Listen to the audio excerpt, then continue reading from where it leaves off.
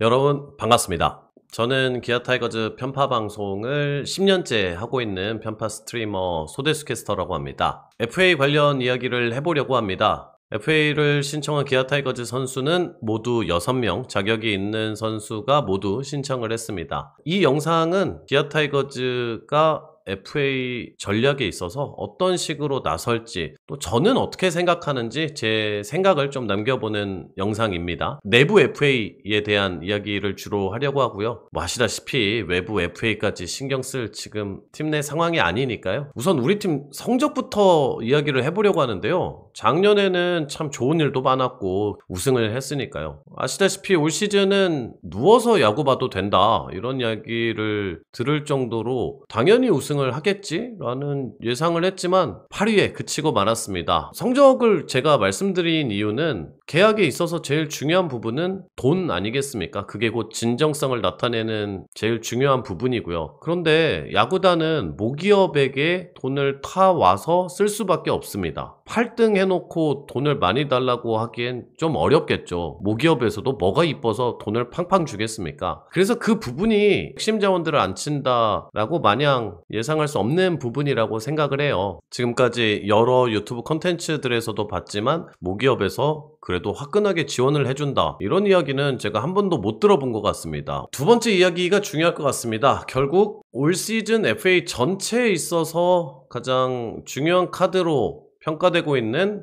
박찬호 선수를 잡느냐 못 잡느냐, 이 부분으로 올 시즌 자팀 FA를 어떻게 얼마나 잡을 거냐, 이 부분도 결정이 될 거라고 저는 생각을 합니다. 박찬호 선수를 잔류시키게 되면 총액이 100억 원을 넘을 가능성이 매우 높겠죠. 우선 박찬호 선수를 잡는다 라는 방향을 먼저 예상을 해보고 이야기를 나눠볼까요? 가격은 얼마가 적당할까요? 6년에 100억? 4년에 70억? 어디까지가 진짜 합리적인 가격대라고 생각하십니까? 제가 하고 싶은 이야기는, 저도 시즌 말부터 지금 생방송하고 있고 유튜브 영상 올리고 있는데, 박찬호 선수 FA에 대한 이야기만 나오면 솔직히 말해서 좀 피곤합니다. 진짜 솔직히 말씀드리면 이 얘기를 안 하고 싶을 정도입니다.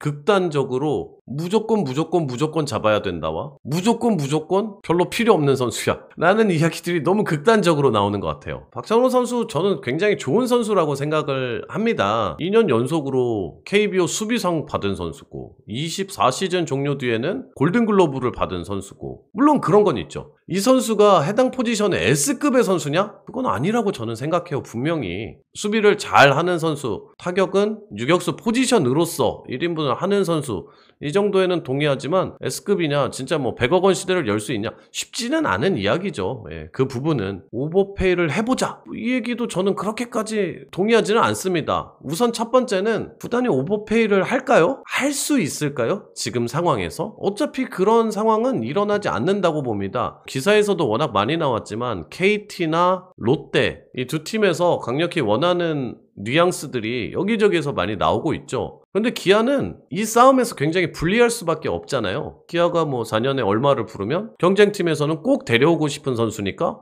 내가 좀 더 줄게. 기아 구단으로서는 협상할 때 상당히 어려운 위치, 밀려 있는 위치에 잡혀 있을 수밖에 없거든요. 기아 타이거즈가 오버페이를 어차피 할 여력도 없고 하기도 쉽지가 않다라는 제 생각을 남겨봅니다. 그리고 이 팀이 자팀 FA에 대해서는 굉장히 합리적인 기조로 그동안 많이 움직여왔습니다. 나지완 선수의 4년 40억, KT에서 더 많이 불렀다는 건 이미 널리 알려진 사실이죠. 19시즌 종료 뒤에 김선빈 선수의 4년 40억, 김선빈 선수가 또 23시즌 종료 뒤에 3년 30억, 2020 시즌 종료 뒤 최영우 선수 3년 47억, 그리고 23시즌 종료 뒤 1+1년 22억. 결과물을 보니까 WAR과 맞춰서 생각해보면 꽤 괜찮게 계약을 잘 했더라고요. 그리고 자팀 FA 한 명 더, 양현종 선수 21시즌이 종료된 이 4년 103억. 오, 많이 준 거 아니냐? 하지만 이 계약은 옵션이 굉장히 많이 끼어 있습니다. 그래서 그 당시에 굉장히 계약이 늦춰지면서 나성범 선수의 FA 계약이 늦게 발표되면서 여러 가지로 팬덤 내에서 상당히 좀 시끄럽기도 했었고요. 그런데 외부에서 영입했을 때는 이 팀이 새로운 첫 페이지를 여는데도 주저함이 없는 팀입니다. 16 시즌이 종료된 이후에 최용호 선수를 영입했을 때 4년 100억 원, FA 100억 시대를 처음으로 열었습니다. 그리고 21 시즌이 종료된 이후 나성범 선수를 NC에서 FA 이적시켰죠. 6년 150억 원이었습니다. 이대호 선수가 받은 150억 원과 동일한 규모입니다. 이후에 이 규모들을 뛰어넘는 계약들이 나와서 지금은 4위의 계약 규모입니다.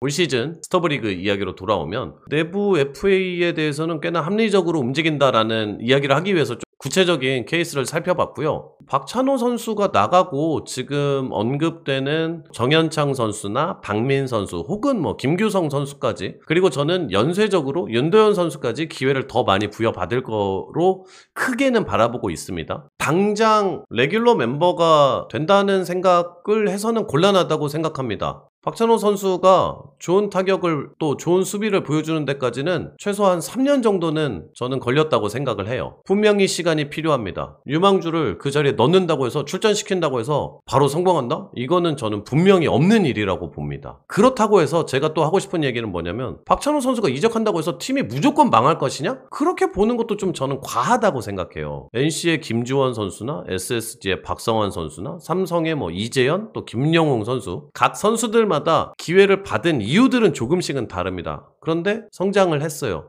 대신 지금과 같은 모습을 보이는 데는 약간의 시간이 걸립니다. 이 부분은 꼭 팬들이 저는 함께 공유를 해야 되는 부분이라고 저는 생각해요. 정리를 해서 말씀을 드릴까요? 이번 시즌 기아 타이거즈는 내부 FA 6명을 앉혀야만 하는 굉장히 어려운 계약 상황입니다. 저는 첫 번째로 최영우, 양현종 선수의 계약이 굉장히 중요하고 이것은 변수가 아닌 꼭 상수가 돼야 된다, 이런 생각을 합니다. 물론 양현종 선수에 대해서 약간의 이견은 있을 수 있습니다. 올 시즌 본인의 커리어에서 가장 안 좋은 성적, 그리고 규정 이닝을 채운 투수들 가운데서도 거의 최하위권의 성적을 냈으니까요. 그런데 당장 이 규정 이닝을 채운 국내 투수는 양현종 선수밖에 팀 내에 없습니다. 이 부분이 저는 중요한 지점이라고 봅니다. 양현종 선수가 쓸데없이 자존심을 부려가며 본인의 자리를 억지로 채워가고 있는 것이 아니라 그 자리를 저는 못 밀어내고 있다고 생각을 하는 편이에요. 그렇다고 해서 선발 로테이션을 풀시즌으로 가득가득 채워줘야 된다? 이 이야기도 아닙니다. 다른 영상에서도 제가 말씀드렸지만 예를 들어 김태형 선수처럼 가능성을 보인 투수와 함께 선발 로테이션을 채워나가야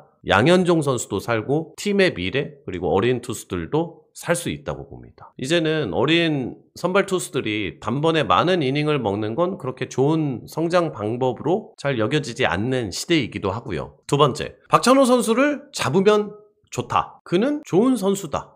다만 시장이 과열되면 그를 못 잡을 수도 있을 것이다. 분명 그의 빈자리는 느껴질 거라고 봅니다. 하지만 그렇다고 해서 팀이 무조건 망한다 라고만은 생각하지 않습니다. 대신 내부 자원들이 성장하는 데까지 분명히 인내심을 가지고 성장을 기다려줘야만 한다. 세 번째는 이준영 선수 그리고 조상우 선수까지는 팀에 잔류하면 도움이 될 거라고 생각을 합니다. 네 번째, 다시 정리하면 최영우, 양현종 선수를 기본으로 잘 잡고 박찬호 선수까지 잡으면 이준영 혹은 조상우 선수 계약까지는 꽤 난항이 예상된다. 최영우, 양현종 선수를 기본으로 잡고 박찬호 선수를 놓치는 장면이라면 이준영 그리고 조상우 선수까지도 잡지 않을까라는 생각을 해봅니다. 이 큰 그림 속에서 제일 중요한 지점은 최영우, 양현종 선수입니다. 그리고 박찬호 선수 계약 여부와는 상관없이 이준영 선수까지는 팀에서 적당한 제안을 하지 않을까라는 생각을 남겨봅니다.